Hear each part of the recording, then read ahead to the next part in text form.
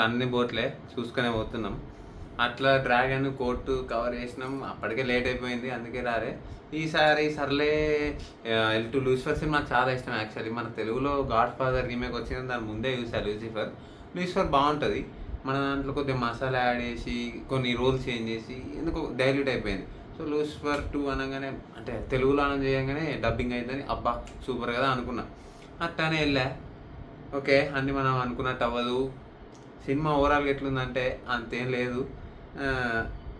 ఇదేంటంటే మేకింగ్, అరే ట్రైలర్ చూసినప్పుడు సూపర్ అనిపిస్తుంది. ట్రైలర్ ఆల్మోస్ట్ అందరు నచ్చింది అడిగిన వాళ్ళు కూడా. ఎందుకంటే ట్రైలర్లో మనకి స్టోరీ రివీల్ కాదు ఫస్ట్ పాయింట్.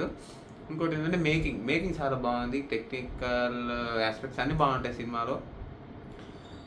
మ్యూజిక్ డిఫరెంట్గా ఉంది. అది కొన్ని చోట్ల బాగుంది, కొన్ని చోట్ల బాగాలేదు.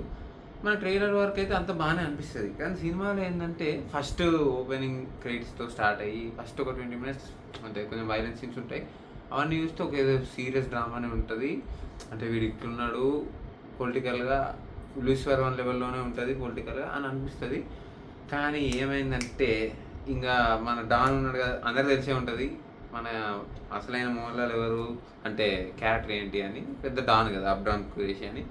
సో ఇంకా వరల్డ్ డాన్ ఏదనుకున్నా ఏదో కేరళ ఎవరు రాష్ట్రం అంతే. అంటే సీఎం అవన్నీ ఇప్పుడు పెద్ద వరల్డ్ డాన్ అన్నప్పుడు వాళ్ళు ఇట్లా డిసైడ్ చేస్తారు, అవునా? సో అంత పెద్ద క్యారెక్టర్ పెట్టుకున్నప్పుడు ఆపోజిట్లో కూడా అదే లెవెల్లో ఉండాలి.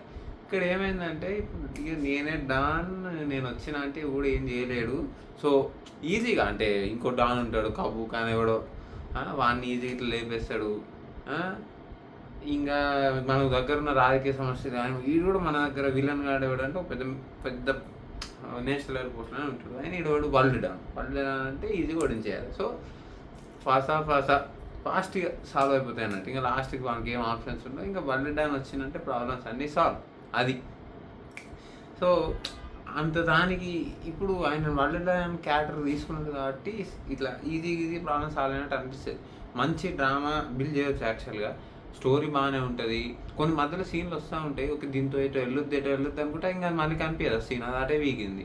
మళ్ళీ తిరిగి మళ్ళీ వరల్డ్ డాన్ కమాన్ అన్నట్టు మళ్ళీ ఇడికే వస్తుంది అన్నట్టు. సో అది ఎటు తిరిగి మనకి ఇట్లా రాకుండా మళ్ళీ ఆ వరల్డ్ డాన్ దగ్గరికే వచ్చి ప్రాబ్లమ్స్ అన్ని ఫాస్ట్ సాల్వ్ అయిపోయి డ్రామా రాదు. పొలిటికల్ సీన్లు ఒక కొన్ని సీన్లు వస్తాయి బాగానే ఉంటాయి, అవి రావు.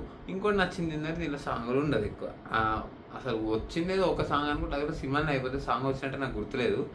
అదొకటి. రన్ టైం కూడా 3 hours. కొన్ని మాస్ సీన్స్ ఉంటాయి, ఇది ఒకటి కూడా పాజిటివ్ అని చెప్పడం మర్చిపోయినా.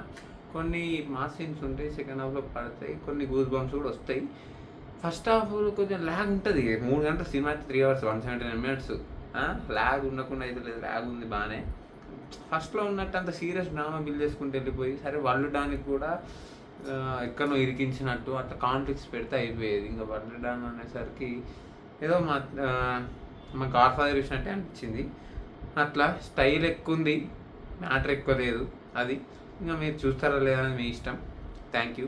నెక్స్ట్ మ్యాట్ స్క్వేర్ కూడా ఉంది, రేపు చూస్తే అది కూడా చూద్దాం.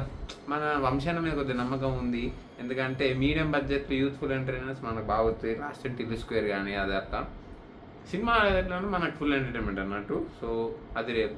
Okay, bye.